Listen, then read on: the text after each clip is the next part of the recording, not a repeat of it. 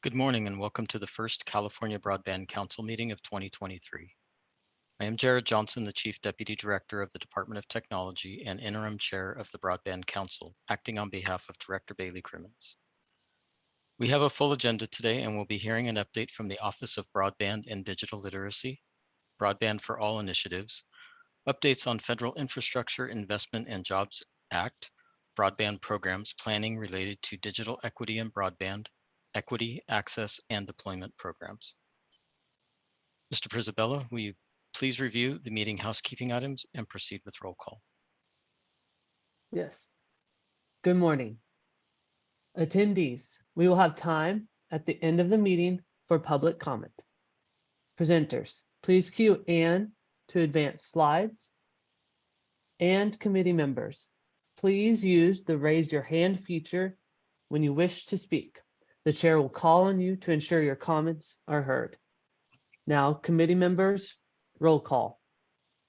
Chief Deputy Director Jared Johnson. Present. Commissioner Houck.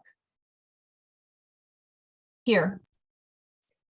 Deputy Director Green. Present. Director Winkler. Here. Deputy Director Jameson. Present. Deputy Secretary Pepper. Present. Mrs. McPeak. Present. Deputy Secretary Flores. Here. Mr. Chisholm. Present. Secretary Snyder. Present. Mr. Matos. Present. Chairman, we do have a quorum, and back to you. Thank you. Before we proceed with the agenda, would any of the council members like to make brief opening comments?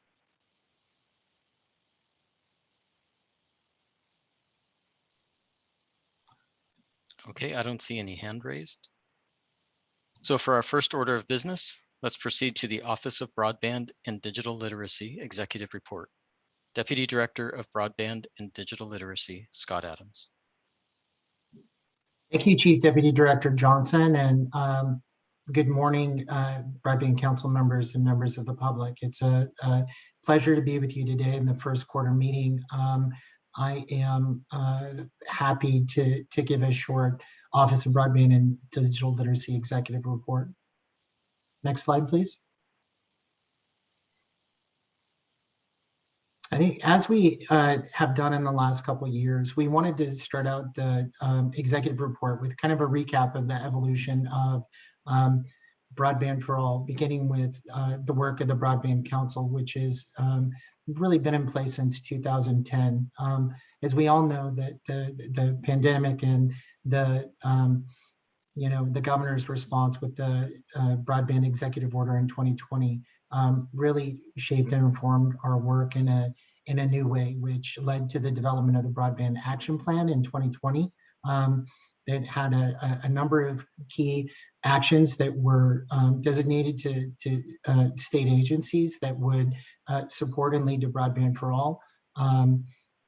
Senate Bill 156, the historic legislation that really provided significant funding to address and close the digital divide, funded the Middle Mile Broadband Initiative and the related last mile programs through PUC. And then as we had reported last year, that knowing that to get to Broadband for All in California, it would take additional resources, we have been reporting out and tracking the availability of the Federal Investment Infrastructure and Jobs Act broadband programs, which were technically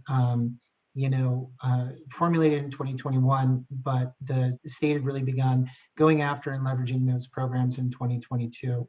I think it's really important here to note that at the end of the legislative session last year, the legislature, through Assembly Bill 2750, passed and the governor signed that piece of legislation that directed the Department of Technology to seek all available federal funding to develop a state digital equity plan. And to consult with both the Public Utilities Commission, the California Broadband Council, and the public on the development of that plan.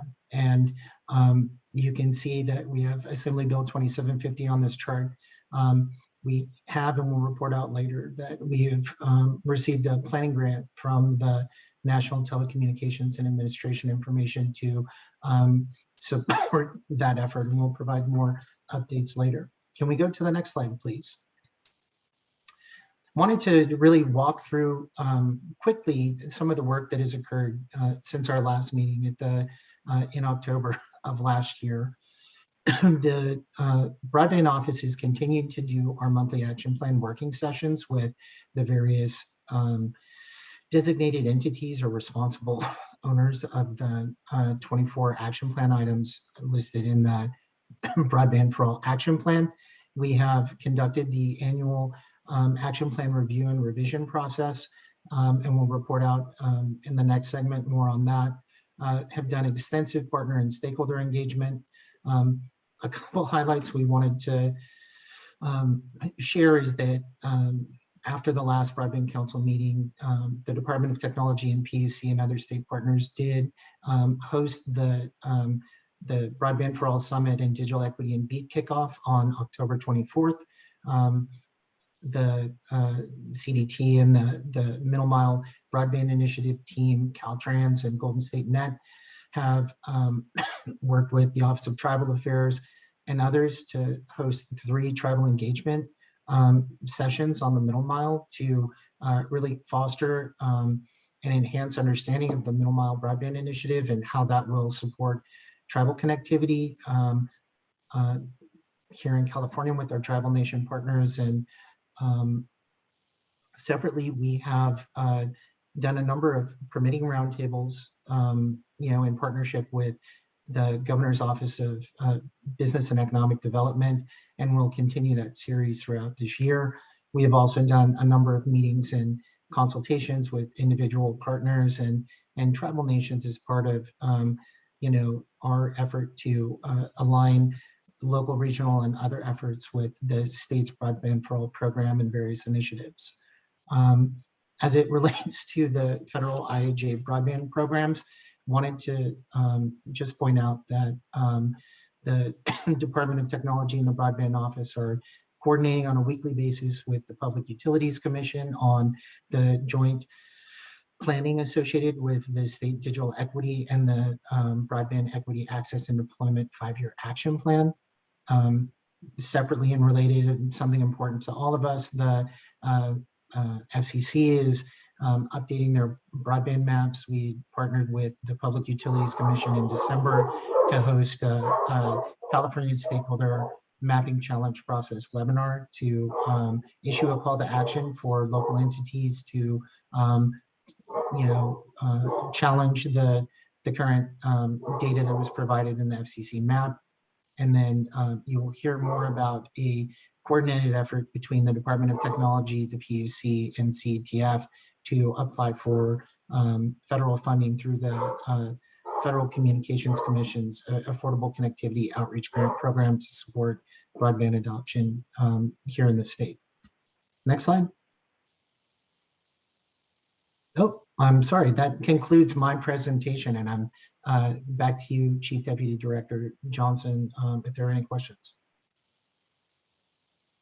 Thank you, Mr. Adams. Do any of the council members have any questions about Mr. Adams' update?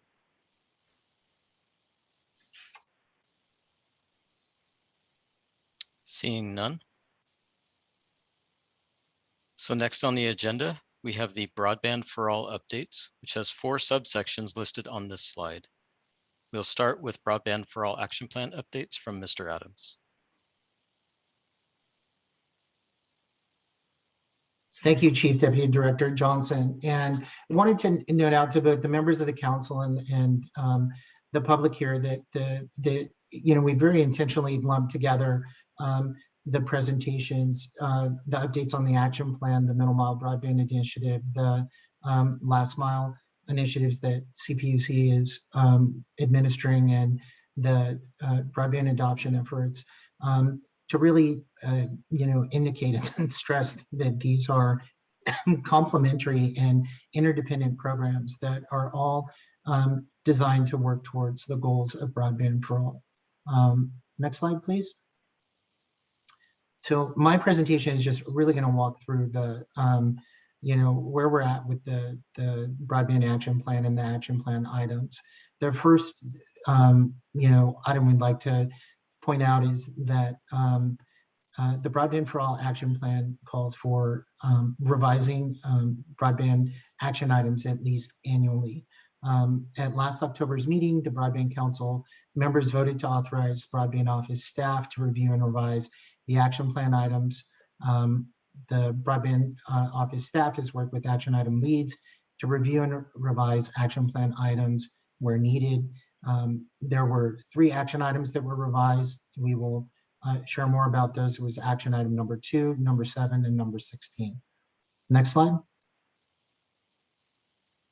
So on the first action item, which is really focuses around the identification of state and federal funding to really leverage and support, broadband in a number of ways.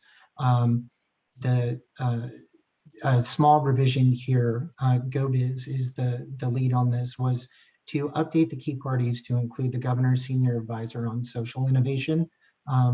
The justification that the governor's Office of Business and Economic Development gave for that is that by including the governor's senior advisor on social innovation, will really help leverage and align philanthropic efforts to support broadband deployment and adoption. And really part of this effort was to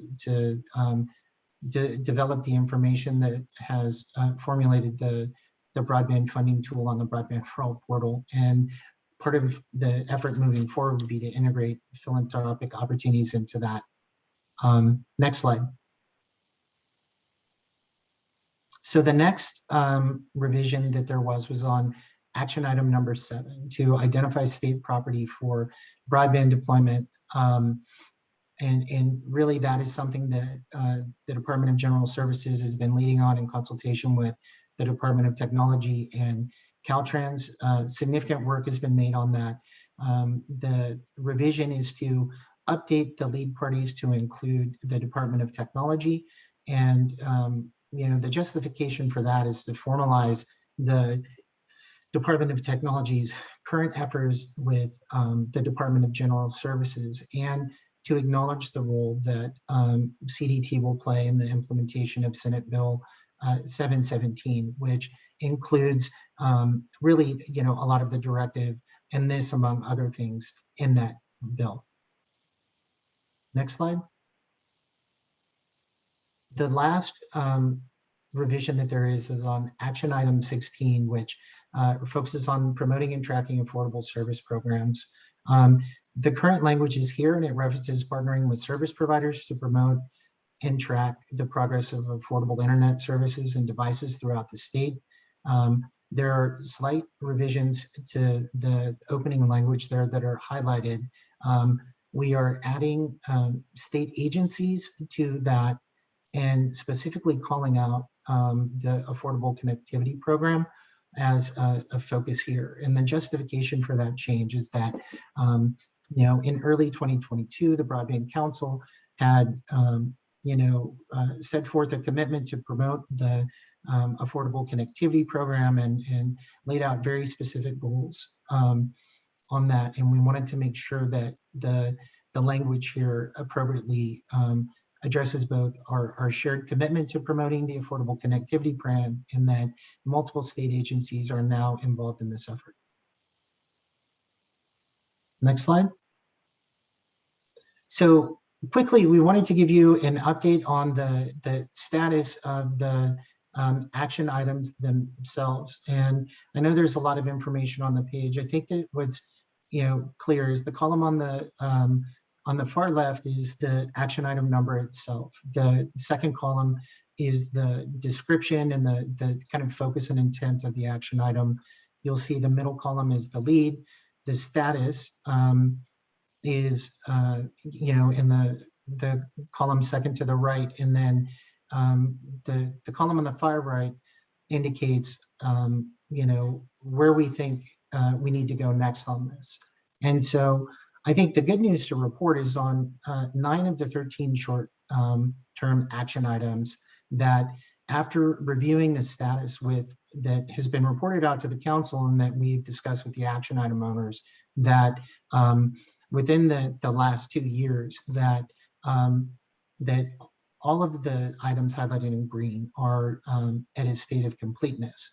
What we want to stress here is that, and this is partly a function of how the action items were written, that each of these categories and focuses are highly dynamic and fluid, and that as situation changes, as dynamic changes, there'll be a need to update and refresh these action items on an annual basis. And we suggest that on the column on the far right, that the spirit and intention of these action items can be integrated into the ongoing work that CDT, PUC, and other state partners are conducting on both the state digital equity planning and BEAD process.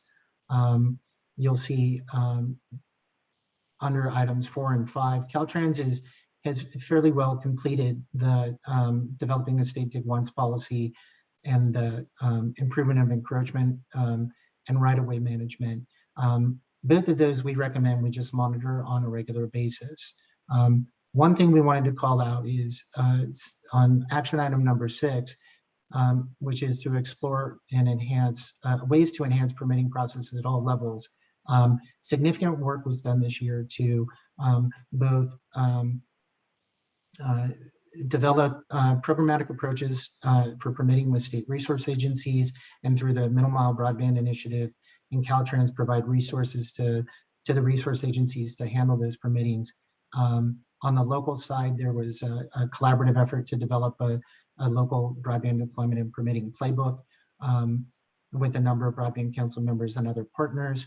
And we are in the final stages of establishing a letter of intent with federal entities to establish like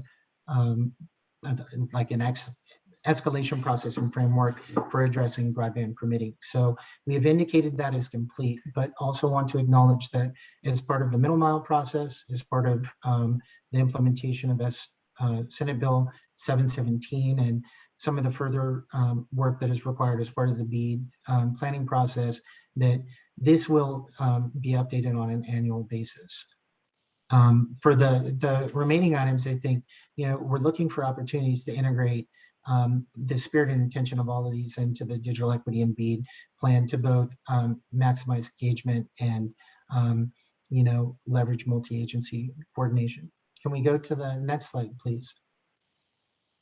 I'm not going to go through and, discuss each line as I did on the last one, but one of the significant highlights here is, again, looking at the point in time that we're at. 7 of the 11 long-term action items are in a relative state of completeness, although we will need to continue to monitor and update those as on an annual basis. The thing to particularly call out here is that the identification of state properties. That's something that, not just the identification, but the utility of those properties will really be further explored and expanded in the implementation of Senate Bill 717. And then a large part of these other items will be integrated into the digital equity and BEAD plan. Next slide, please. So again, to really summarize the update, that it's, we believe that the 2023 focus, given where we're at, is to monitor and support open action items and report out on them on a, quarterly basis, and then summarize them at the end of the year, to monitor and update the completed action items annually, to integrate the action item directives into related work streams, and really, when we look at the amount of joint engagement there's going to be through the digital equity and BEAD planning process, that will support ongoing statewide engagement, broad multi-level agency coordination, data acquisition to quantify barriers and assess needs, and further support the alignment of goals and outcomes that are included in the Broadband Action Plan. So that concludes my presentation, and back to you, Chief Deputy Director. Thank you, Mr. Adams, for the update. Great to see the progress being made on those action items. Do any council members have questions about Mr. Adams' update?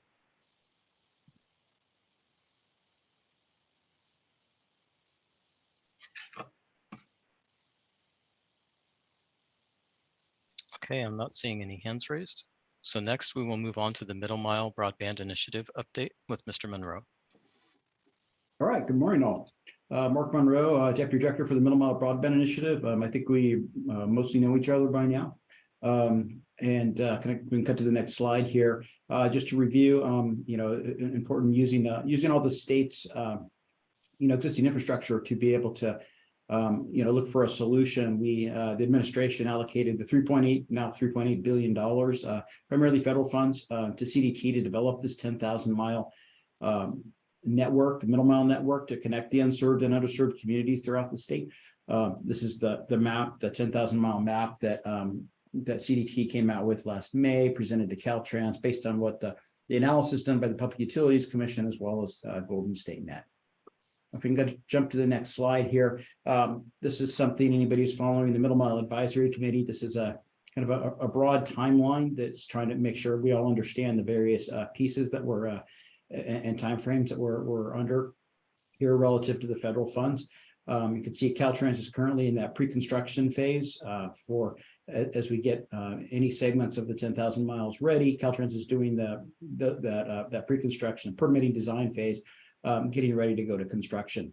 And so what I hope most are tracking is that this last December, January, we went out for construction bids, actually October, we went out for construction bids, received bids this December and a few weeks ago for construction. And we'll talk a bit about that for construction, for leases, for co-location, for purchases, but really went out for simultaneously with a range of solutions for all the solutions we think that could potentially be necessary for and contribute to success of developing the 10,000 mile network.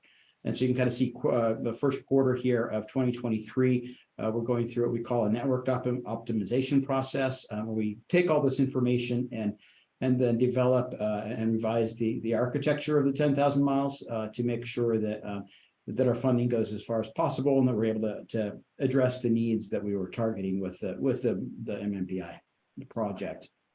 I want to jump to the next slide here. We'll kind of briefly jump through what we achieved in 2022. CDT, met last February really to start a process of trying to streamline the state and federal permitting strategies. That's ongoing, but we have developed a programmatic approach that we'll talk about in a second here. CPUC did finalize the needs map, and Golden State Net took that and did put a system level design lens over the top of it to make sure we have a resilient operational network. And then we came out last May with the 10,000 mile map that we've gone to Caltrans, and that's what we're moving towards relative to Caltrans pre-construction work. Similarly, this last April, May, we signed contracts to purchase fiber, conduit, and vaults for 3,000 miles or more. This is really wanted to get ahead of any supply chain constraints that we might encounter going forward here. So we've kind of ahead of the line, if you will, on those procurements. And then, as I noted previously, Caltrans went out to bid has gone out to bid for 7,900 miles of standalone construction thus far. And so that's 79% of the network. Pretty major effort there, and we're in the process of evaluating those right now. And so similarly, as noted, CDT went out with looking for any sort of alternatives to the standalone construction for the 10,000 miles. And we're going to kind of jump in and talk a bit about those. Next slide. So what you see here is a map, kind of the map of the 10,000 miles, that black or dark gray, and then overlaying it, job order contracting and construction manager, general contractor.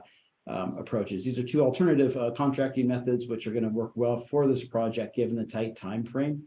And we were given authority to use these alternative methods in SB 156, the enabling legislation for this broader $6 billion broadband effort in 2021. So we, in terms of these, relative to the job order contracts, Caltrans received a total of 28 submissions from 12 different contractors to cover the 5 MMBI regions that GSN had presented earlier last year. They're largely along district boundaries, just for a little background, but in some cases, they're I think 1 or 2 cases districts are divided. But yeah, so that's going to really give us a lot of good information as we go through those in the coming weeks here. There's a certain number of assumptions, and obviously when you go out for construction contracts, we need to look at, you know, how much is going to involve plowing versus horizontal drilling, for example. There's a lot of things to look at. So we're in the process of kind of going through those bids right now. But major step, you know, I think if we'd followed a normal process, we'd be looking at doing something like this in a couple of years, which really presses up against the federal deadline. So major progress on the construction contract front, as well as, you know, I mentioned that, you know, Caltrans going out on the construction manager general contractor process. We don't get the initial bid price necessarily from those right up front, because that's the part of those involves the contractor having a contractor come in and actually help Caltrans do the designing and planning effort on this. So which then helps facilitate making sure that, you know, as we move forward, we're developing a process and a project in a way that is going to be fast and cost effective. Next slide.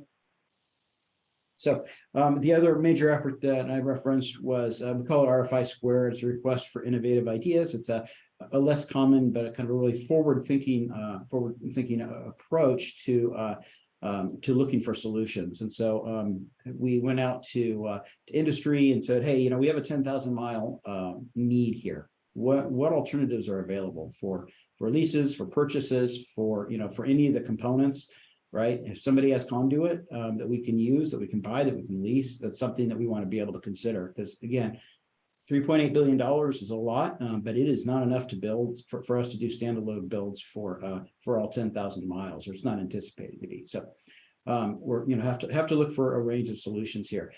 We received 22 concept papers from 16 different potential partners, and so we're also in the process of working through those.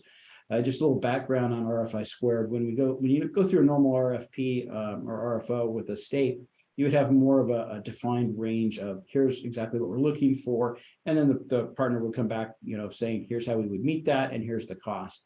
When we look for these concept papers, it's a little broader, right? We've gone out with we're looking for any and all solutions to our 10,000-mile problem, and so there'll be a fair amount of back and forth in this first quarter, working with the potential partners to understand their bids and kind of see how we pull all this together and optimize the funding and the network.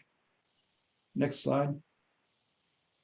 So this is something I hope we have shown to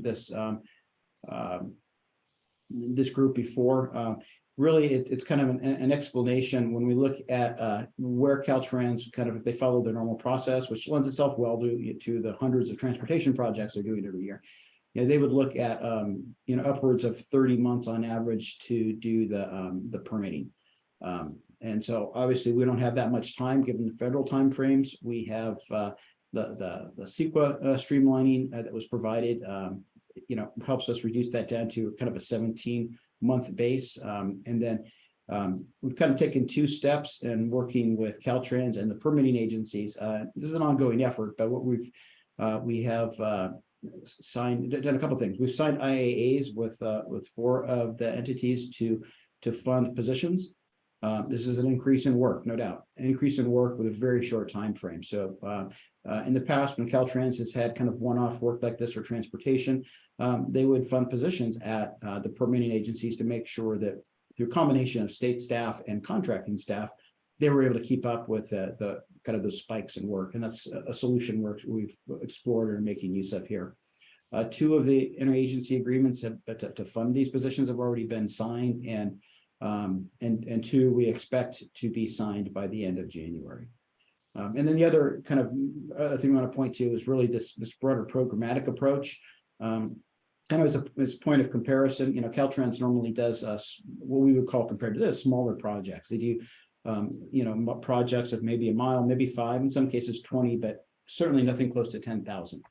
This is a 10,000 mile project, and so we've worked with the permitting agencies to develop a programmatic approach, really, that says, hey, here's the 10,000 mile project. We want to get a programmatic permit that that really focuses on that 10,000 miles. And so we spent a lot of time working with permitting agencies to help them understand the nature of the project and to talk through this plan. And so that is another way we, as we're moving forward here, we expect to further reduce that the permitting timeframe here down to what we see here of that 10 or 11 month timeframe.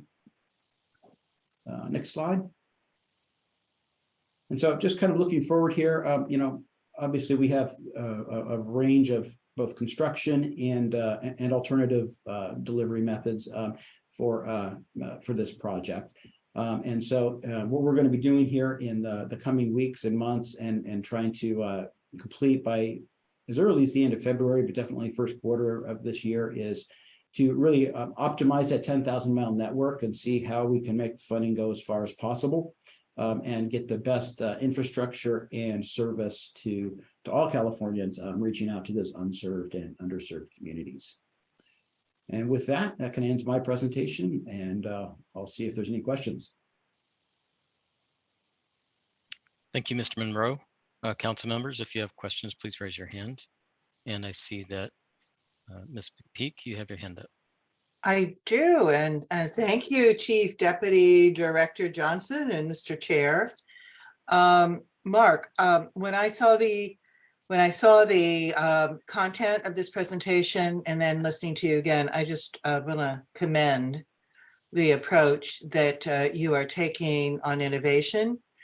To Deputy Secretary Pepper, thank you. Please pass that on to Secretary Mashakan. I want to, commend Golden State Net and Tony Naughton and Louis Fox with Scenic, Director Tavares with Caltrans. This is exactly what I remember advocating when I had responsibility as Secretary over Transportation. So kudos to you. When I looked at this from the lens of, so what is it that we need to do to support this? What else, is there anything else? And then really how to take this innovation and the amazing amount of work that has to be done in sequence to interface with last mile. Now, I think Rob's going to come on, and so it's a nice interface and maybe segue, but when I think about this, the magnitude of this project, and understand what it means to put all these pieces together, I'm looking to the resources we have with the MPOs, with our councils of government, with the transportation commissions, with the regional broadband consortia. So the question is really, what do you need? And if anything, what are the major sort of risks or vulnerabilities of that schedule slipping that we need to understand? How do you tap into those other potential partners? And then what's the interface in getting to last mile? So, if you could address that, Mark, and then when Rob's talking from his perspective on last mile, I think that interface is really important. Okay, yeah, I might start with the end there in terms of that interface. I think Deputy Director Adams has talked a lot about this, and you really want to commend him and his team and the work that was done even before I came on relative to permitting. The permitting playbook that the team has put together, I think, is something that's really going to help certainly the last mile providers and the locals who are looking to, in these unserved and underserved communities. So I really want to point people towards that. I think that's That's a really great tool. One might look at it and say this is, it's innovative, but you're right. This is something that, I think there's probably a lot of us that have been pushing for, for a long time. And so I really appreciate the leadership on that. I think when I look at the permitting progress we've made here, certainly the work that Scott and his team have done up into this on the in terms of the action plan and trying to address that, I think really fed into that. And they've been just exceptionally helpful in terms of reaching out to the state and helping pull together Caltrans and our federal partners in terms of those developing those relationships and kind of moving this forward. It's still a plan, right? Where Caltrans is in the process of completing these, and so certainly working with doing anything to support at the district level. I can kind of let Lori and others, from the Caltrans team talk about some of their needs in terms of moving this along.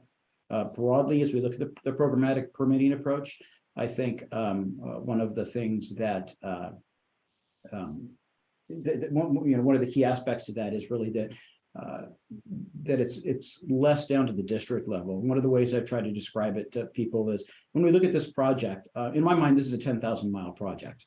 That's our solution. We're not building less than that. We're not developing less than that. 10,000 miles is the answer to the question. So that's what we're trying to pursue. But given that, that's different than, if you go to Caltrans at the district level, I think is used to thinking more in the, I think they've reported in the hundreds of projects, kind of breaking it out into pieces. And so, if we were to have left that to to kind of accepted the standard process, if you will, which again, is great for the scope and scale and timing of your average transportation project, but just doesn't lend itself to this. I think that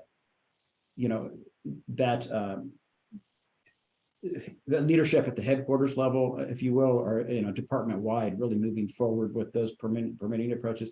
That's where this is going to be successful. And then obviously, as we go forward with those, anything that can be done in engaging the districts, I think will help facilitate that.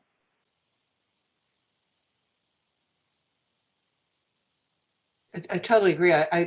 Mr. Chair, could maybe, Lori, do you have a comment on that? Just anything that we need to know to help you pull this off? So I will say, the last time I met with the team, I know they're having regular meetings with the districts, and they're working with them on kind of getting them to make sure they're on top of everything, that all the pieces of this project that are in their districts, on top of trying, working with all of our other partners at the state and federal level. So I don't know that we have any specific needs at this moment. I think a lot of it is really just trying to manage all of the parts and pieces that need to be managed and all of the conversations that need to be had. And if I could, Mr. Peak, the other piece I want to be able to, I think you mentioned the sequencing. And I think one of the things I try to remind everybody is that, as sympathetic as I am to our team's need to be able to operate within the ARPA timeframes, when it comes to the other, to the other federal funding that PUC is allocating, they have the same constraints. And so I think we've described this as, we all need to build out at the same time.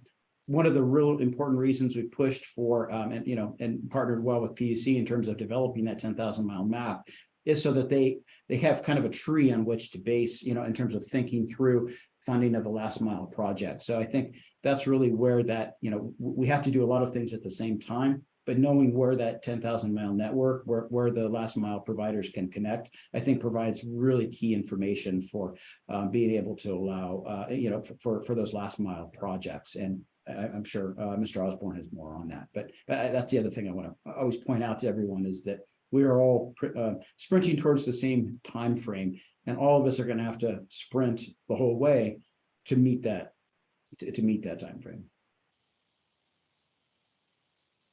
Thank you, Mr. Monroe. Deputy Secretary Pepper. and Ms. McPeak.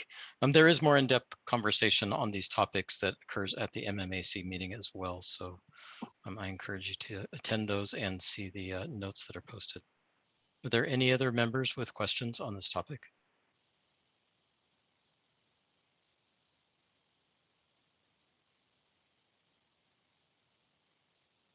I'm not seeing hands raised, so we're going to move along. Next update is from the California Public Utilities Commission on the last mile programs, and Commissioner Hauk. Thank you. And good morning, everyone. Again, I'm PUC Commissioner Darcy Hauk. I'm pleased to be providing you with an update on our last mile programs and what we've been working on since our last meeting in October of last year. So please go to the next slide. So this slide provides a snapshot overview of the Commission's last mile funding programs, which are either currently under development or underway and accepting applications. So in my presentation today, I'll be providing an update on our local technical assistance program, our federal funding account, our historic California Advanced Services Fund accounts. And then with regards to the loan loss reserve program, the Commission is currently reviewing a staff proposal and comments that have been submitted regarding that proposal. We intend to issue a final decision on this program late in second quarter of 2023. Go to the next slide, please. So our local technical assistance program. So the Commission adopted rules for the local technical assistance program, or what we've referred to as LATA, in February of last year, and we began accepting applications in June of 2022. So the program provides local agencies and tribes with grants intended to cover the pre-construction cost of broadband network deployment projects that will connect unserved areas. Costs eligible for reimbursement include consultant or staff time for environmental studies, network design, engineering studies, needs assessment, and broadband strategic plans. Since the program's inception less than a year ago, the Commission has already awarded grants to 75 applicants for a total of roughly $33 million. And this was as of our last voting meeting, January 12th, our first voting meeting of 2023. We have received a total of 11 applications requesting over $50.6 million in grants. So we've had tremendous response to the program. The PUC is seeking additional funding for the LATA program to continue to provide this valuable resource. We're going to continue to conducting outreach to potential applicants, and we're also interested in feedback on the program from grantees. We see this as a really important component of being able to get access to unserved areas, particularly rural areas in urban areas that are currently unserved. And again, it provides resources to allow those communities to do the groundwork to get to the point of being able to apply for funding to implement the programs I'll be talking about in a minute. I want to really highlight again the importance of the program by providing an example of how these funds benefit communities. The precursor to this program was our Tribal Technical Assistance Grant Program, and we've been able to see real-life positive impacts of that program that are very inspiring. We've been able to see how the technical assistance grants have provided resources that have allowed recipients to envision and implement programs for their communities that meet community needs, promote self-sufficiency, access to education, jobs, and healthcare. You know, one example is the grant that was provided to the Bishop Paiute tribe. They've done tremendous work in looking at their opportunities for broadband in the Owens Valley area and have actually extended assistance out to other tribes in the area. And if anyone wants more information on this program, you can email broadband.techassist@cpuc.ca.gov, or you can go to the Commission's website, which also lists email contacts as well. And we'll continue to give updates at our next meeting and throughout our participation in outreach throughout the state. And we are hoping to do some outreach up in the North Coast in late February, early March, and we'll be providing additional information on this and all of our programs there as well. Please go to the next slide. So this slide provides an overview of the recent developments in our federal funding account program. So we had just recently had the release of our priority area maps, which I know had been long awaited. The federal funding account will provide up to $2 billion to eligible entities to construct last mile projects to provide unserved Californians with affordable, reliable service. The federal funding account priority areas were optimized by a statewide model intended to mix low and high cost unserved locations to create sustainable projects throughout the state. So programmatically, these PAs are predefined, presumed eligible areas where entities can apply for broadband infrastructure grants. However, applicants may add to these existing PAs, modify or propose new areas in their applications, and in addition to applying to serve these existing priority areas. So we've built in flexibility to this program where folks can, again, propose modifications or new areas. And the first draft of the priority areas was developed with what was the best granular broadband data available at the time it was developed. And as a first draft, it will benefit from the ground information and updated data. So we are really looking for input on what's been put out there for comment and feedback. It's an interactive map. And again, it's currently available on our website, and the website includes explanations and downloadable data. And again, I really just want to re-emphasize that the map has features to provide comment or feedback. And you can comment on a priority area, a county, or other geographical unit or feature. And I encourage all of you to comment on the map, check out your neighborhood, let us know if you identify something that doesn't track with your experience, or any other information you think would be helpful for us to make the best possible list of priority areas. This analysis, again, is new, and we want to be realistic that the first draft is not going to be perfect. We want to hear from the public. We want to hear from communities on the ground with feedback and updated information. And in addition to updating this valuable, oh, sorry, I saw, oh, Sunny had a hand up. I don't know if she wanted, okay. In addition to obtaining feedback on the priority areas, we intend to open an applicant portal for potential applicants to develop and propose projects in the coming months. One thing many of us suspected was ultimately confirmed by our model. The $2 billion funding for the FFA alone is not going to be enough funding to fund broadband networks that are going to reach all unserved Californians. However, we know additional funds are coming, including funding from the Bipartisan Infrastructure Investment and Jobs Act BEAD program. And the commission is intending to open a new rulemaking for the BEAD program shortly. If you're interested in more information on BEAD, you can go to our website. We'll also have information in our daily calendar when that comes out. And again, we know that we're going to need as many resources as possible, but intend to work very hard to work towards meeting the goals that have been set so that all Californians can have access to broadband. And then again, I don't know, Sunny, if you did have a question now, or if you want me to go to the next slide. I did, Commissioner, and I apologize for putting up my hand in prematurely. I got excited as you were making the presentation. And so I wanted to commend what I think I heard you say. First of all, this map is so pretty. I just don't even know what it means though, but I love it. It looks like my kaleidoscope when I was a kid. I love the picture. What I heard you say, which is why I really wanted to underscore the importance of what I'm understanding you to say, so that we can accurately relay this to communities and stakeholders, is you produced a map with the best information, but you're inviting everybody to inform. And I know that you personally are going out and asking for that input, that the commissioners are out in the community getting input, which I also want to commend.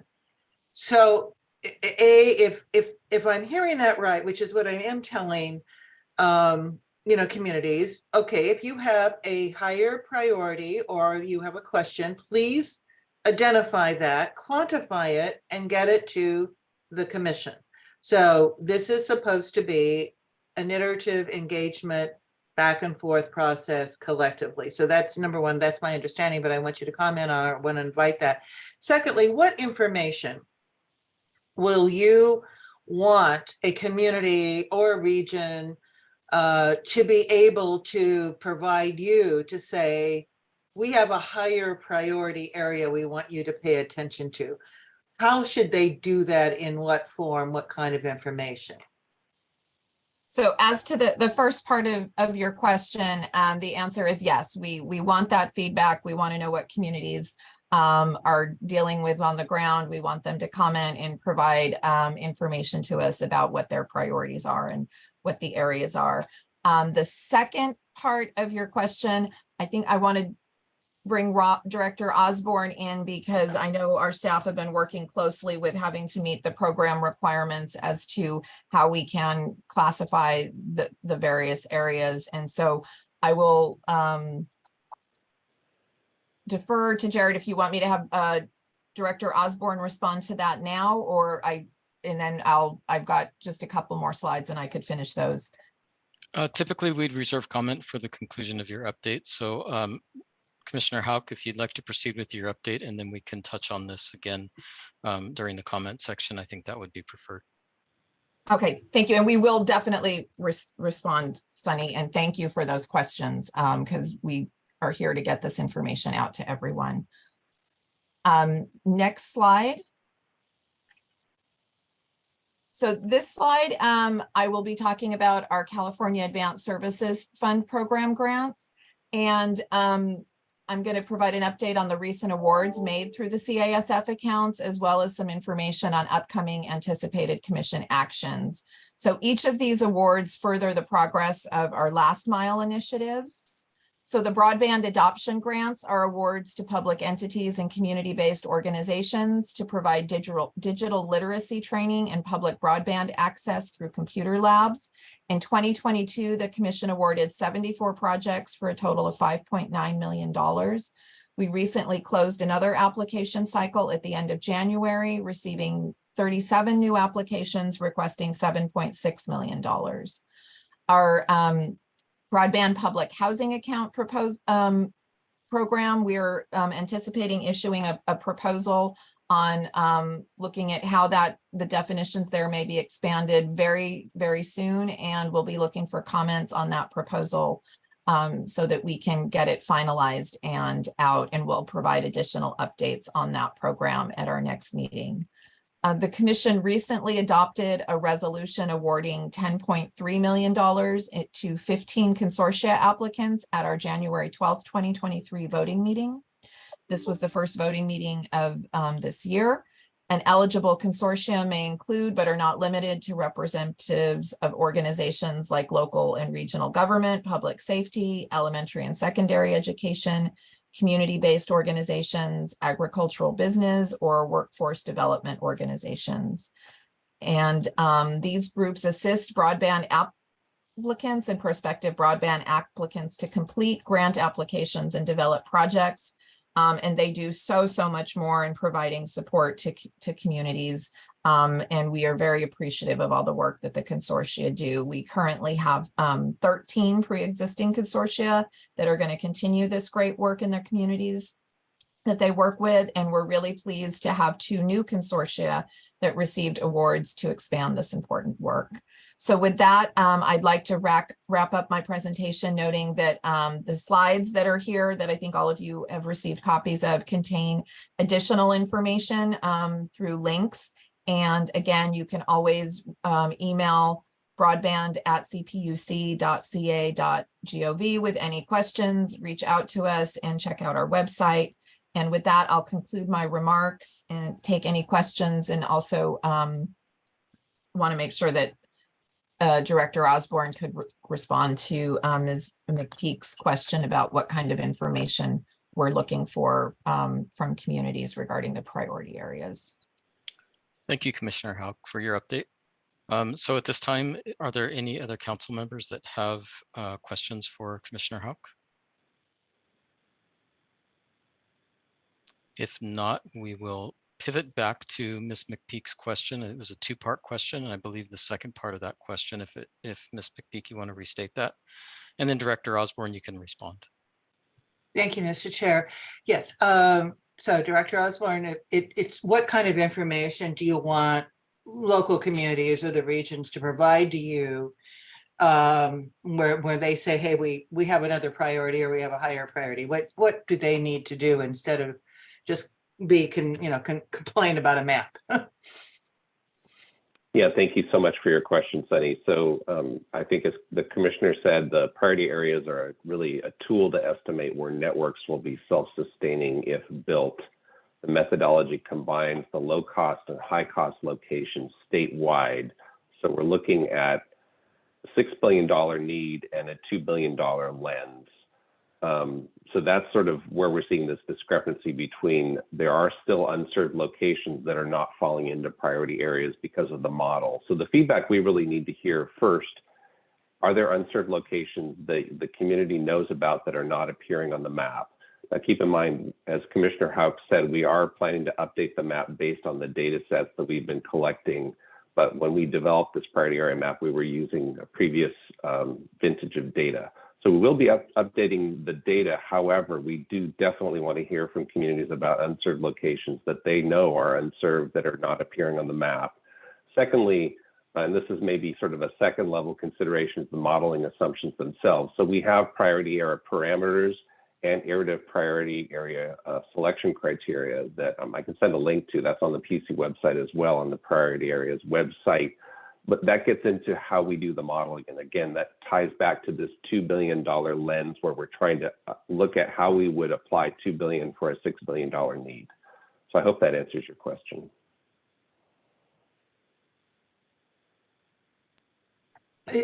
If I might, Mr. Chair, thank you, Rob. It really does address it. And I forgive my ignorance. It helped me understand what the overlays are, the criteria for the model. And I think you've really identified the dilemma, which is there are priority unserved areas where the marketplace won't work. And that's where we've got, I think, to have more conversation, because if the model was looking at where you have this intersection or the overlay, the Venn diagram, where there would be viable investments, we've got a huge challenge. And I get it, the 6 billion need versus 2 billion in the federal funding account, at least. And that has to have more conversation then. So when we have looked at high priority areas, generally what most of us have been talking about is the hardest to reach. So that's last mile, rural, remote, including all the tribal lands, and very high poverty urban areas where the marketplace isn't going to operate and won't therefore show up on the map. And how we have that conversation to identify those areas and how they're going to get served. I think you've now just identified why we have this disconnect going on, but we can overcome it. So thank you for humoring me. And I apologize, Mr. Chair, that I don't seem to know the rules of our engagement here, but really appreciate getting this information from my colleagues. Thank you, Ms. McPeak. Thank you, Director Osborne. Were there any additional comments on this topic? And we do reserve time at the end of the updates for questions and comments. So if at all possible, please raise your hand during that time if you'd like to ask additional questions about the updates that we're providing. So next on the Broadband for All update is an update on broadband adoption and affordable connectivity programs from the California Emerging Technology Fund. Ms. McPeak.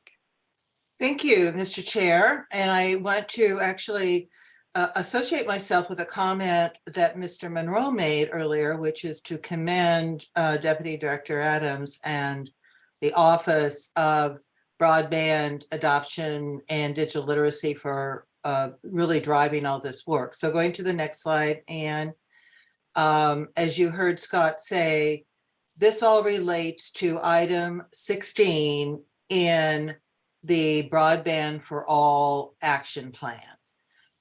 The California Emerging Technology Fund and several state agencies are assigned the responsibility of promoting the affordable offers, affordable broadband, and that by directive and decision of the California Broadband Council focused in on the Affordable Connectivity Program, which is a federal appropriation of $14.2 billion in the Infrastructure Investment and Jobs Act, and it's administered by the Federal Communications Commission.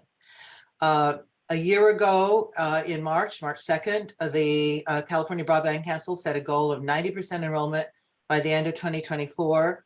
This is really an important report today. This is the latest data from the FCC as of Monday, where we crossed over a couple of weeks ago the 1.8 million households enrolled.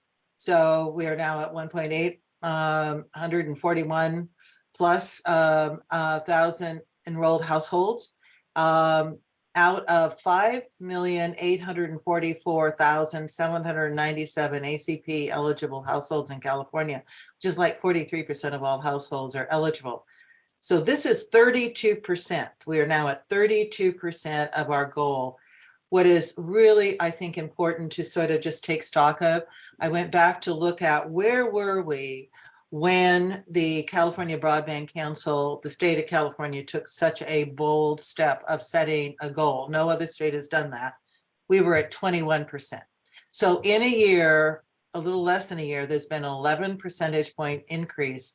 Now we have a long ways to go. However, that means we've really laid the foundation, and this has been done under the umbrella of the California Broadband Council. Our focus in 2023 is relating this to and informing the digital equity plan process with respect to ACP.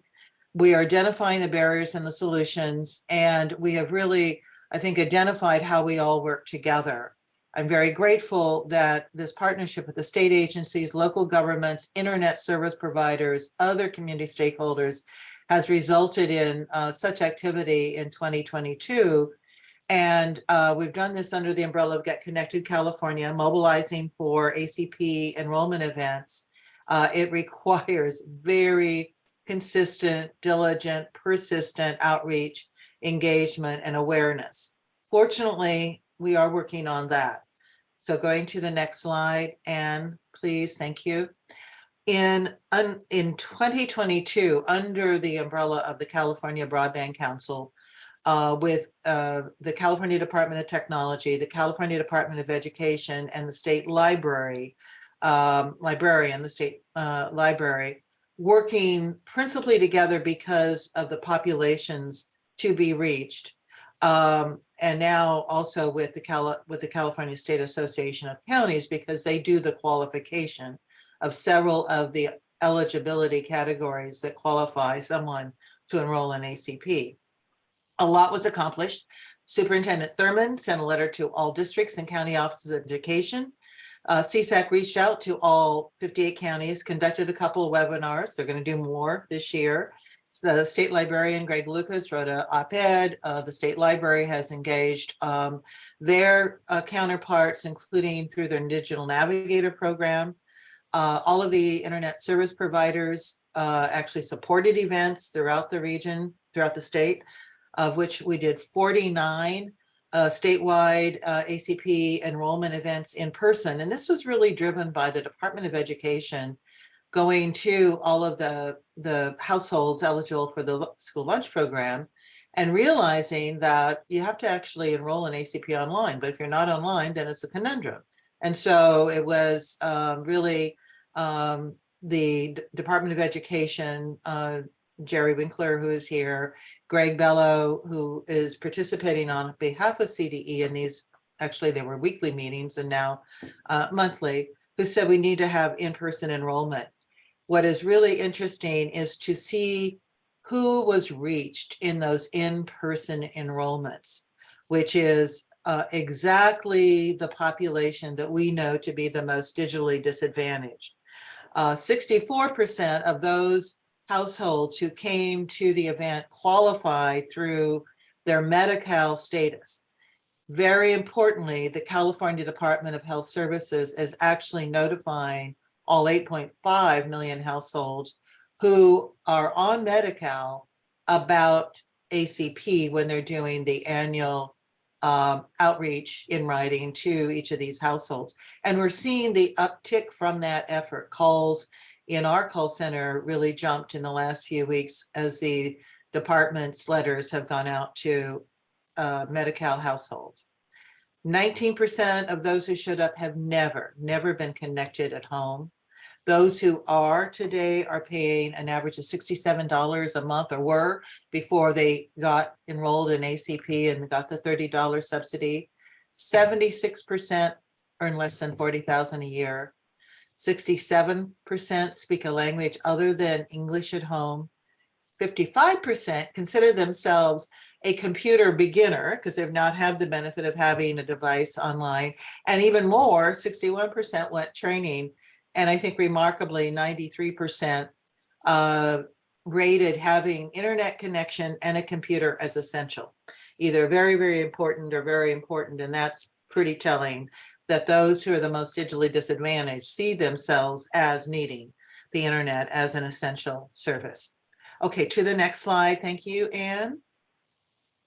So our next steps are continue with the distribution to all of the Medi-Cal eligible households.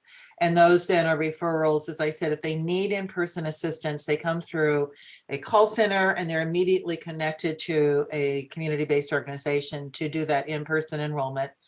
We're coordinating with the California State Association of Counties, really continuing to work with the California Department of Education. Also, I want to note the State Library with their Digital Navigator program. And in the meeting last week, Jeff Bello and Mr. Chisholm agreed, focusing in their coordinated effort, probably first in the San Joaquin Valley because of what they have, being able to mobilize there. And then we're working with all of the systems of higher education, community colleges, state university, UC system, and private colleges to notify all Pell Grant recipients. That is also a eligibility category for ACP. The Contra Costa Community College District literally reached out and notified in writing all of their Pell Grant students. So we're seeing that as a very good strategy. And as you heard Mr. Adams say earlier, we are coordinating our ACP enrollment in conjunction with all other activities in California. While we did 49 events under the umbrella of the California Broadband Council, on December 10th, as an example, Los Angeles County did another 7. Riverside County is gearing up. Sandag, Skag are planning to do their in-person engagements. Regional Broadband Consortia are doing even more. We're working with the California volunteers to recruit volunteers to help us at the ACP enrollment events. And then we continue to work with the internet service providers to not only staff the events, help with the events, but also to donate devices that can be used in a raffle as an incentive to come and enroll, and also to provide the food for those events. We are targeting ACP enrollment, one more sort of statewide awareness day, so an all-out effort. March 25th is the current working date. It also might be April 22nd. And actually, what this needs to be informed by is the Department of Education in terms of stepping around conflicts with school schedules and testing. So with that, I think we have concluded our slides, right, Anne? Just want to make sure. And we'll say that there was, as Mr. Adams said, a very coordinated effort to submit applications to the FCC. We hope we get additional resources. So the California Department of Technology, the California Public Utilities Commission, CETF, we coordinated so that we can support what the state does with in-person enrollment. But there's also applications that others around the state submitted, and we will then support them as well if we're funded. We'll assist them in their implementation. So back to you, Mr. Chair. Thank you, Ms. McPeak, and excellent progress being made on the ACP front. Do any council members have questions for Ms. McPeak? I see Commissioner Houck has her hand up. Commissioner Houck. Yes, thank you. I just wanted to thank CETF for all the work that they're doing. We're looking forward to continuing to coordinate with them and CDT on these efforts, and just really recognize how important it is to do the outreach, get the word out, and to meet with communities so they understand the resources that we have, the programs that are out there, and it isn't always easy to maneuver these processes. So I think the work of the consortia and the work that CETF is doing is really important work that's going to assist us and CDT in making sure that this information is getting out there. So I just wanted to make that comment. Thank you, Commissioner Houck. And if I could follow up, thank you for also getting the grants out that you reported on from the California Advanced Services Fund. And one of the maybe strategies that we've most recently identified is actually reaching out with you and the PUC to all of those grantees to inform them about ACP, so that they can pass that information on, to train them in terms of if they're actually doing adoption or at a computer center or at a call center, and then how to use the information that is on the Broadband for All portal, the ACP tracker. It's a lot of information that can be used. So I wanted just to note that we think that's a huge resource. No other state has the California Advanced Services Fund. So let's see what we can do to fully support all of those grantees in being allies on promoting ACP and helping on enrollment. Thank you, Commissioner Houck. Thank you, Ms. McPeak. Any additional questions or comments? Okay, then up next, our agenda will be an update on the National Telecommunications and Information Administration Infrastructure Investment and Jobs Act broadband programs. Deputy Director Adams from CDT will give an update on the Digital Equity Program, and then Robert Osborne, Director of the California Public Utilities Commission Communications Division, will provide an update on the Broadband Equity Access and Deployment Programs. Mr. Adams. Thank you, Chief Deputy Director Johnson. It's a pleasure to be back here to provide an update on the coordination that the Department of Technology and the Public Utilities Commission are doing on the two related infrastructure and investment and job act programs that really represent the next chapter in the push towards broadband for all, the leverage federal dollars to help us achieve our goals. Next slide, please.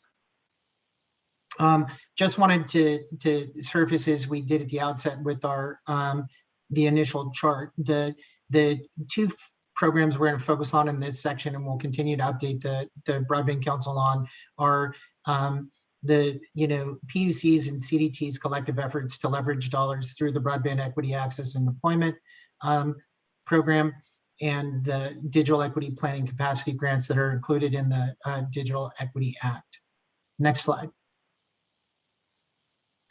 Just wanted to reiterate in terms of the roles and responsibilities, as we noted at the top, as a result of Assembly Bill 2750, CDT has been designated as the administering entity for the Digital Equity Planning Grant that we've received from the NTIA. PUC is the designated entity to administer the Broadband Equity Access and Deployment Program. Both of these programs are interdependent, and so the planning processes will be coordinated, or should say are and have been coordinated on a go-forward basis. As we've mentioned in previous meetings, there's going to be extensive statewide local engagement and input from a variety of stakeholders and partners. And what's really important to understand about these programs, while there are both BEAD and digital equity calls for statutory allocations for the state, that at least on the digital equity side, the state cannot unlock the additional capacity grant dollars until we complete our plan. So that's going to be a critical part and a call to action for numerous parties to engage in this process. Next slide, please.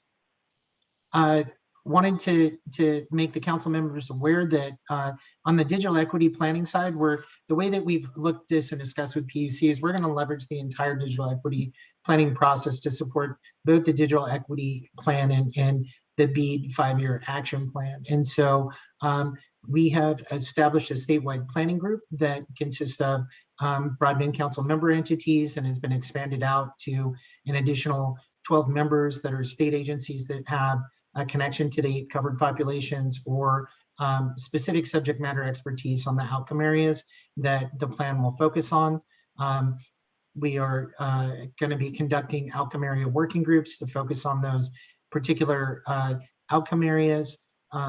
There will be significant data acquisition and information to support decision-making, regional and local events to facilitate getting together in communities and in hearing and learning from them on their needs, and then ongoing statewide public engagement through our email communications and the Broadband for All portal, and then other additional meetings as needed. Next slide. As I mentioned, the Digital Equity Act and the guidance from the NTIA requires the state to develop digital equity plans that identify digital equity barriers for 8 covered populations and really develop a plan that helps address other policy priorities for the state. And so the 6 outcome area working groups we have established, the first is health, education is the second. There's a digital literacy and inclusion. We want to specifically call out that AB 2750 fairly closely mirrors the guidance and guidelines from the NTIA, but there's a specific interest in categorizing digital navigation programs and really formulating a program as part of the digital equity plan around digital navigation. The 4th group is on essential services, accessibility, and civic engagement. The 5th, workforce and economic development. And then the 6th, given that, digital equity throughout the state and in our, tribal nation partners and tribal lands in Indian country, there is an additional tribal collaboration working group. Next slide.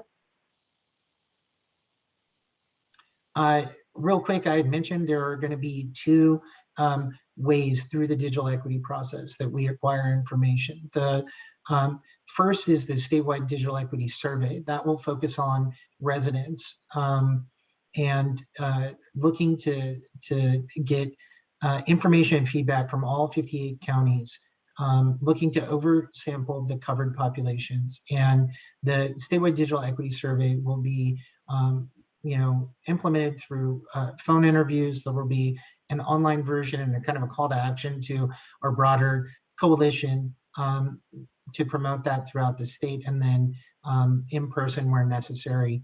The next survey that we'll be implementing is a digital equity ecosystem mapping tool, or the DEAM tool as we call it.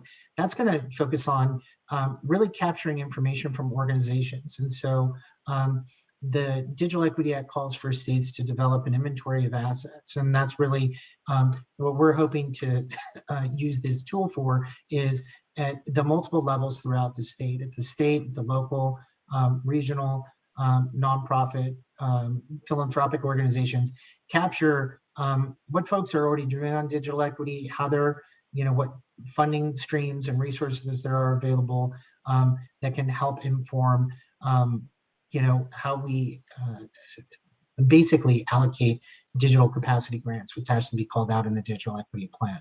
The next slide. Again, just to reiterate that part of the focus here is we understand that California is a very large state, and so technology and these broader Zoom and Teams meetings enable us to convene with a lot of folks in a very efficient manner, but the kind and type of interactions you have when you're in person are much different. And so both the Department of Technology and PUC are committed to facilitating meaningful bidirectional engagement at the local and regional level. So we will be conducting 20 events throughout the state. The map here is just a representation, not intended to focus on the census areas, but to indicate that throughout the state in all regions, we will be conducting these meetings, and attendees will include elected and tribal leaders, schools, libraries, nonprofits, small businesses, internet service providers, and philanthropic entities. This is not a prescriptive list. It's going to be really open to all interested parties and residents who would like to participate in the process here. Next slide. Provided a quick snapshot here of a timeline of how we're building in all of the various components of the plan. I think I would really want to draw your attention to the October-November area. That is when the final digital equity plan needs to be submitted to the NTIA. And once that is approved, it will open up our eligibility for capacity dollars. So really, we're working from the right to the left to make sure that everything informs that plan. I will point out that in the August timeframe, or 1st July, we will develop a draft plan with all of the inputs from the various planning groups and the local events, and then put that out to public comment in the month of August. And that's both a requirement and a commitment that we maximize, a formal public comment process to inform the final plan. Next slide. Just some key highlights here. Wanted to inform the Broadband Council and the public that we are conducting weekly coordination meetings with the Public Utilities Commission on digital equity and BEAD planning. I will note that we formally received notification of the planning grant award in December of 2022. As noted at the top of the meeting, the Department of Technology, PUC, and other state partners on October 24th had the Fall Broadband for All Summit, and that was also served as the digital equity and BEAD planning kickoff for a number of stakeholders. That was attended by well over 500 entities. As I mentioned in the planning process, CDT has established a statewide planning group. The first meeting of that group will occur directly after this meeting today, and the planning group meetings will be synced to subsequent Broadband Council meetings in April, July, and October. We have established the outcome area working groups. Those meetings will occur in February, March, May, and June. We have not set dates, but intend to do so and publicly notice those to maximize participation. We're actively working on planning those 20 local engagement events and should be putting those on the calendar sometime soon. And we're really well into the process of designing the digital equity surveys and the ecosystem mapping tool. Next slide. Do you want to note that in addition to bringing on additional assistance to support the digital equity survey and local events, we are expanding our capacity, and we have gone to Goldman School of Public Policy and hired 6 very qualified and exceptional graduate student assistants that will be really working on and supporting the outcome area working groups to work with the co-chairs and other stakeholders to develop recommendations in each of the 6 outcome areas for consideration in the digital equity plan. And so I think that concludes my presentation. I'm going to kick it over to Rob Osborne. Thank you, Scott. So kicking off here with the FCC bulk availability challenge. So the CPUC has a well-established broadband availability validation process that we developed with the NTIA during our last state broadband initiative grant that ended back in 2014. That we use that to determine as much as possible the unserved locations in a given geography. A few timeline notes. So the FCC published their first version of the broadband map the week before Thanksgiving last year. And as Deputy Director Adams reported earlier, we co-hosted an FCC Challenge webinar with CDT for the public Unfortunately, there was insufficient time to do a proper validation of all the providers whose data appears on the FCC map for California. So we prioritized the largest providers and did a first pass analysis of the data. We've started providing that data to the FCC. We submitted sort of a summary on January 13th. We're in regular communication with the FCC broadband mapping staff as well as with NTIA on next steps. But we believe the map still overstates availability, meaning we don't have as many unserved locations as we think there are. Ultimately, the BEAD allocation will be based on a version 2 fabric, which is incorporating the fabric challenge that we submitted back in November of last year, which adds an additional 16,000 locations to California that were not initially included. And that would also, this FCC map that sees the basis for the BEAD allocation will include the June 22 post-challenge availability data. For first quarter this year, we're planning on scoping the BEAD last mile grant program into a proceeding that's on track. As Commissioner Houck reported earlier, we're working on developing a BEAD rulemaking for the commission to vote in February. Quarter 2, we're expecting the NTI to announce the BEAD allocation, and this is really where the rubber meets the road. It will be based on the FCC map, the version 2 fabric, as I mentioned, the post-validate or post-challenged June 2022 data. And the real question is, will it undercount the eligible locations for California? So that's something that we're still working on right now to try and ensure that California gets the proper amount of last mile funding. Quarter 3, CPUC, we're on scheduled to complete the 5-year action plan. That will be preceded, as Deputy Director Adams mentioned, by public engagements. We have 20 that we're planning. That includes planned tribal consultations that we're working on right now. And that 5-year action plan is due 270 days after the planning funds are received. So that would put us into mid-August of this year for that 5-year action plan. Quarter 4, submitting the initial proposal. That's due 180 days after the BEAD allocation is announced. And the BEAD allocation we're expecting, again, will be in sometime of June of this year. That initial proposal will include the planned subgrantee selection process, the planned challenge process, and details on grant awarding logistics. Next slide, please. So the initial planning funds grant, we received an award notification on December 7th. We submitted a signed CD 450 on January 11th and responses to special award conditions on the 13th. Pending resolution of that, once those are resolved, then we will have access to the full amount of funds. We also notified Department of Technology of our designees to the statewide planning group and outcome area working groups. For contracting, we are drafting a scope of work for consultant RFO that will be used to put together the 5-year action plan, the initial proposal, and final proposals.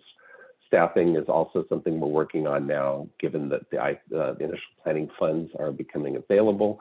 And then for workforce-related planning, this is an important component because NTI encourages the states and subgrantees to partner to really embrace the principles that NTI has laid out for workforce development. And that includes recruitment and hiring, benefits, diversity, equity, inclusion, and accessibility, empowerment and representation, job security and working conditions, organizational culture, pay, and skills and career advancement. So we'll really be looking at how to incorporate those principles into the subgrantee process for BEAD.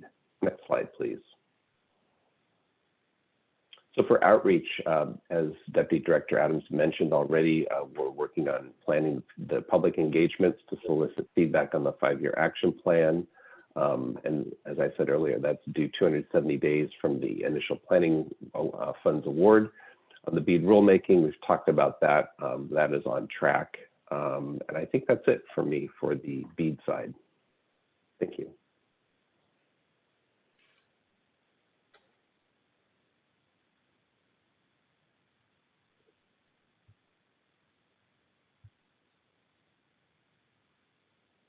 Thank you, Mr. Adams and Mr. Osborne, for your update. Do any council members have any questions? Ms. McPeak, I see your hand up. I do. Thank you, Mr. Chair. Rob, thank you very much for setting that forth. And previously the conversation was about, well, we have $6 billion in need and $2 billion in the FFA. And when I look at the 42 billion that is, to come to states and communities within those states, I always think of California, our fair share is no less than 10%. We're 13% of the population. We're 15% of, all poor people. So I actually then on my little head say, okay, let's go after our 4 billion at the federal level, but to make that gap up. And I actually will say for the record, I don't think that's an unreasonable request out of BEAD. So and our congressional delegation might want to, just have that in their head as well. But the question I really wanted to, have you comment on is, since we do have with the federal map a disconnect, there is a lot more area unserved and hard to reach areas with not only more tribal lands than any other state or federally recognized tribes, but also more high poverty, low income communities in urban areas. What do we do to try to get that across in our efforts to get our fair share of the BEAD monies for the gap we have on last mile? Thank you, Sonia. That is exactly our concern. And we're working, as I said earlier, with FCC and NTIA to try and resolve this initially. If we're not able to reach an acceptable agreement on how we're going to handle this, I think that is the next step, is we'll need to escalate this up. I think one of the points that I've heard from the NTIA in the past was, yes, we recognize there's problems with the map, but the problems are universal across all states, so everyone is equally affected. And we've countered with, that is actually not true. California has a significantly larger problem than any other state based on our understanding of the map. So that's something we're still pressing.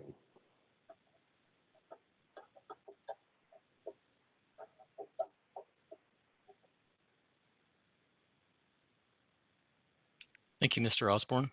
Any other members have questions or comments?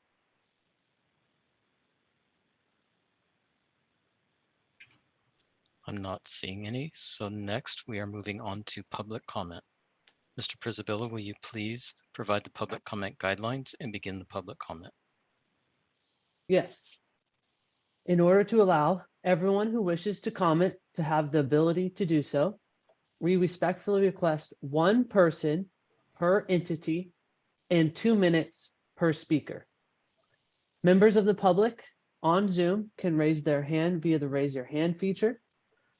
Those on phone can raise their hand via pressing *9. And we also accept and receive online public comment submissions before the meetings.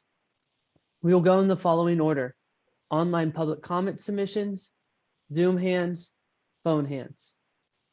At this time, we did not receive any online public comments prior to the meeting, so we will go to the Zoom hands raised. And I will call out your name in the order that you've raised your hand and allow you to speak, and by unmuting. Stan Santos, you can now unmute.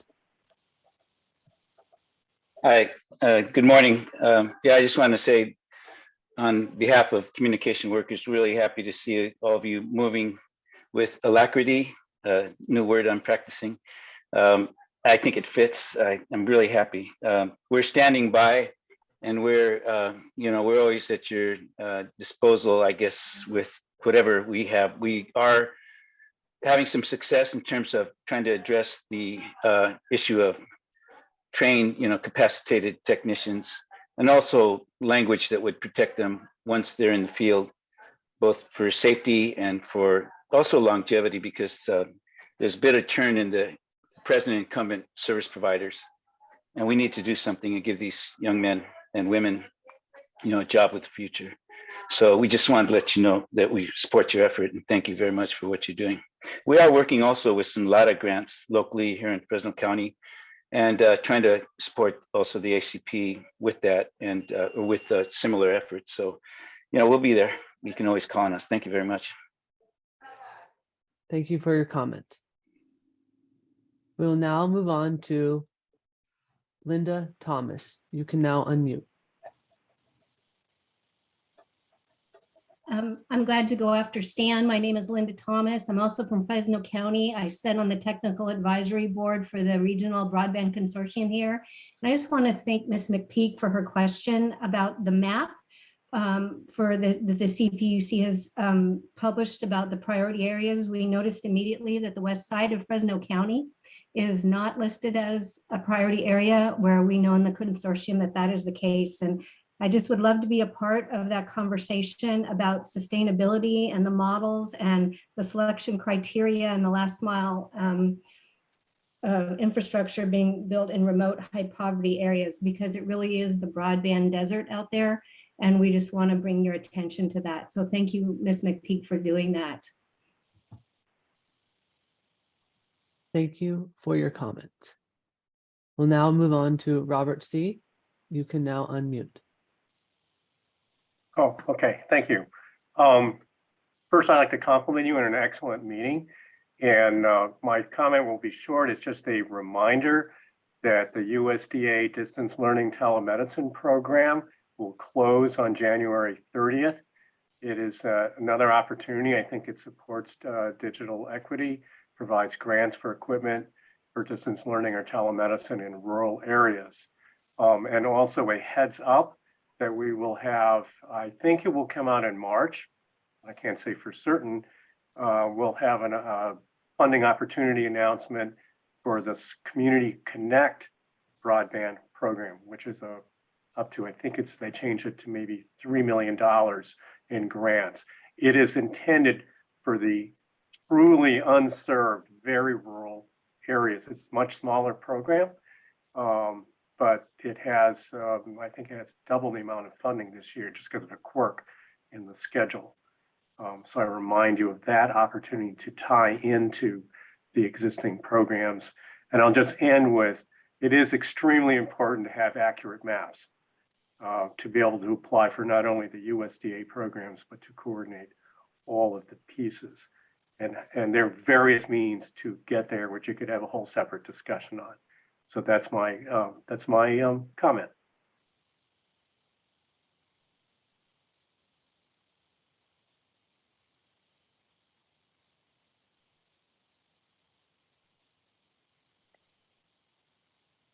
Hi, can you hear me? Yes, We can hear you. Great. My name's Angela Curro. I'm a new supervisor just elected in San Benito County. I'm just got appointed to the IT Broadband Committee. My area is extremely rural in San Benito County. And again, agreeing with McPeak, our area is not showing on the map. I'm working with our GIS department to get our areas identified on the map. Unfortunately, we are a very small community, but we have a large demand for connectivity, especially broadband and emergency services. Thank you so much. This has been a very informative meeting. Thank you for your public comment. We'll now go to Dr. Crystal Rawls. You can now unmute. Hi, thank you for allowing me this opportunity. And I don't necessarily speak for my institution, which happens to be California State University, Dominguez Hills.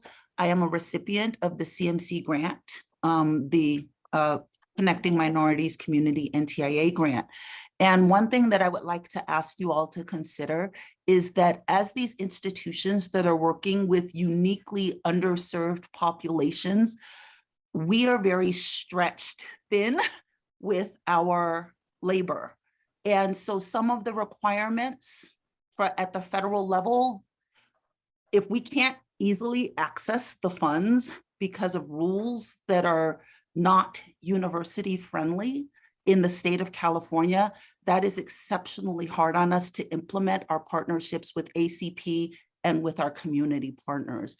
So there's a current conversation about how grants are implemented and who gets to draw down the money. So please, at the CSU level, hear us. We need to work this out. And yeah, as a recipient, it would be helpful. So thank you for your time and this amazingly helpful meeting. Thank you for your comment. I will pause to allow any last remaining Zoom hands. And not seeing any phone hands raised or phone attendees. That would be the end of the public comment period, and back to you, Chief Deputy Director Johnson. Thank you, Mr. Prisabella. Thank you, members of the public, for your comments. Are there any council members who would like to make additional comments before we close the meeting? Ms. McPeak, I see you have your hand up. I defer to you. do. I apologize, Mr. Chair, but I want to, first of all, thank you, Linda, and thank you, for your comments in terms of West Fresno. And it's always important to have CWA at the table. So I appreciate every time Stan can be here. Sometimes he's in a cherry picker, actually attending meetings, by the way. But I also wanted to really invite continued leadership by Supervisor Angela Curo. Every county of all 58, San Benito is a great county. It sits there right next to Monterey, Santa Cruz, and we want to reach out to you. And some of your administration had actually engaged Angela earlier on ACP. Former Supervisor Mike Graves had been involved in that. So let's just follow up. You have a great regional consortium in the area that is Monterey, Santa Cruz, San Benito. So I think I just want to be available to you and invite you to help also with the California State Association of Counties. They really are going to get even more active around broadband. So also volunteer to be there. So get on the regional consortium as well as your own committee and on CSAC, okay?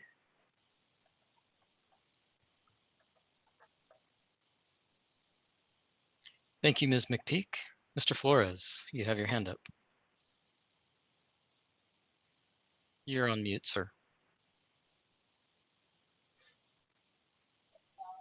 That might help a little. I wanted to thank Scott and Mark for coming to CDFA headquarters and doing a very comprehensive presentation to the statewide fair network that I oversee. And also to let you all know that the fair network stands by, ready to help in any capacity that they can. So thanks again for taking the time to do that. Thank you, Deputy Secretary. Do any other members have comments for us? Commissioner Houck? Just really quickly, for Scott, I will be planning to attend the statewide planning meeting this afternoon. It got on my calendar late, so I have a conflict the first part, but I will be joining late, and Rob Osborne will be there for the PUC the first half. So just wanted to note that, and we'll see you later this afternoon. Thank you. Thank you, Commissioner. And I'm going to defer to Mr. Adams. He would like to provide a comment as well.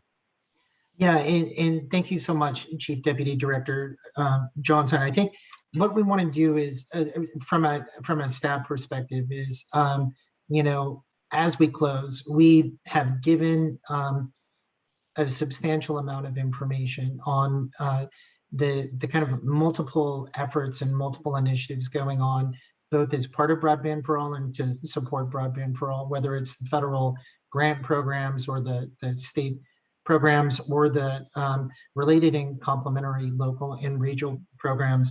We understand that this is a very complex environment to navigate, that while this moment in time allows us the opportunity to leverage significant dollars to close the digital divide, that making sense of it all and making sure that all the pieces are fitting together is a challenge. So wanted to underscore that the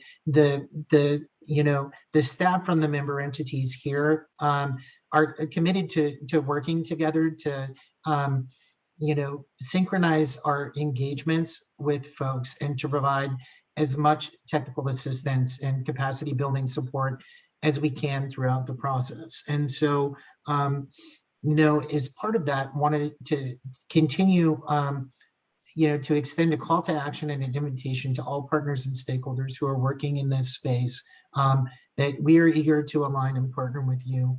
To also point out that to the extent that we can leverage the process that we've established for the digital equity and BEAD planning process to bring folks to the table and participate and contribute at the statewide planning group, the different outcome area working groups, and at the local engagement events to support both the data gathering, the asset inventory, but then the gap analysis and the decisions that it's just critically important here. And so know that we are just thankful to our staff partners at the various agencies and to those local and regional entities that are consistently working with us to align with their efforts. So thank you, Chief Deputy Director. I just wanted to make that comment.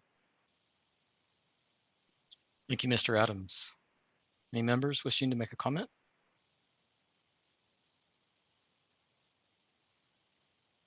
Not seeing any. I